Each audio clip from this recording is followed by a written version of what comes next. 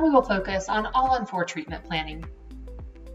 The main difference from the standard procedure is that now we need to place tilted implants. So what is the best way to position a tilted implant within the software? In this site, we already have an implant in place, and the slice shown is tilted to 30 degrees in respect to the axial plane. We have also planned a tilted abutment to compensate the 30-degree implant angle. Let's turn off the STL so you can see the details of what we've planned.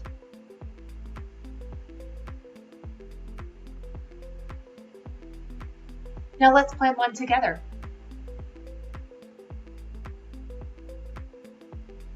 First, change the layout to include the CPR or pano view and cross-section views. Then click Reset to set the CPR and cross-section angles back to 0 degrees.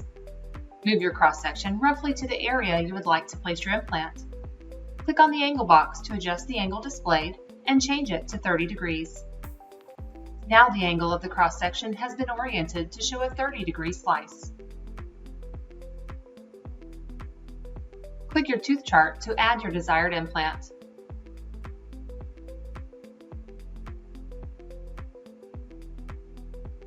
Also add a 30-degree abutment if it's offered for your implant selection. Click Apply. As you can see, the implant has been placed according to the 30-degree slice we set and with the abutment we chose. Now from the left side of the screen, you can slide the abutment angle bar to rotate your abutment emergence to correctly align with the ideal prosthetic axis. Now you may move the implant bodily to find its ideal position and available bone.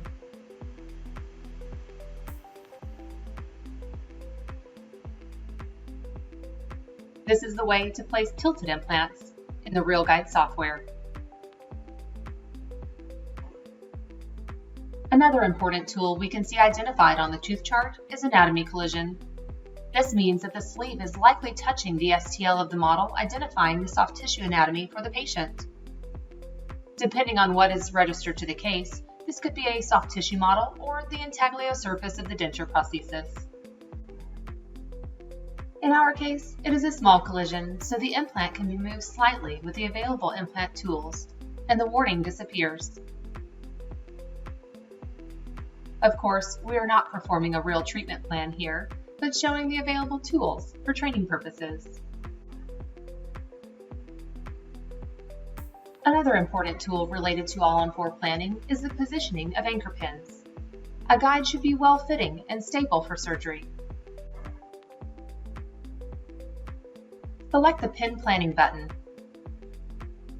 and then change to a layout that includes the axial image.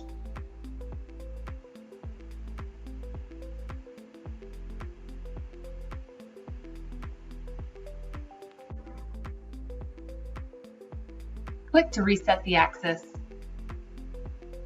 and rotate through your cross-section to locate the area in which you would like to place your first pin. Typically, 3 to 4 pins are placed for stability, with the first pin being placed in the anterior.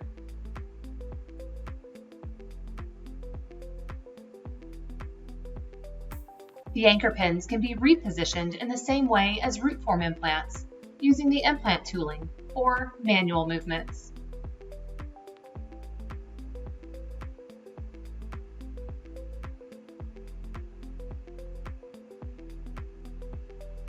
When placing anchor pins, it is important that the pin emerges through the STL file, whether that file is the anatomy STL or the prosthesis STL. This is to be sure that the associated sleeve, shown here in green, will be appropriately embedded in the guide design.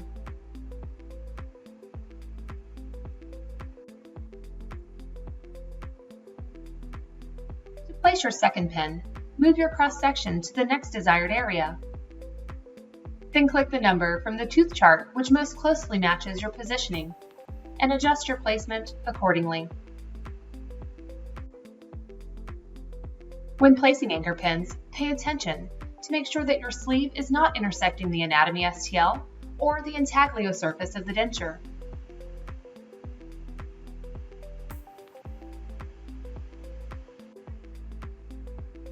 Rotate your cross-section again to the desired area to place your third pin.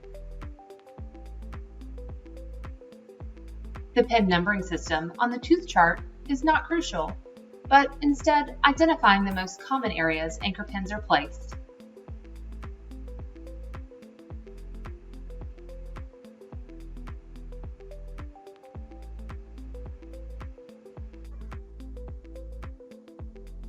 You can also check the implant proximities on the 3D view.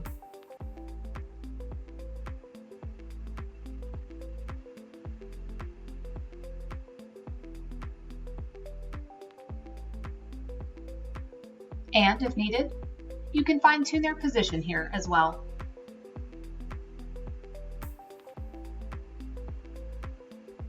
Once the implants are in position, save your project, and you can proceed to the surgical guide modeling.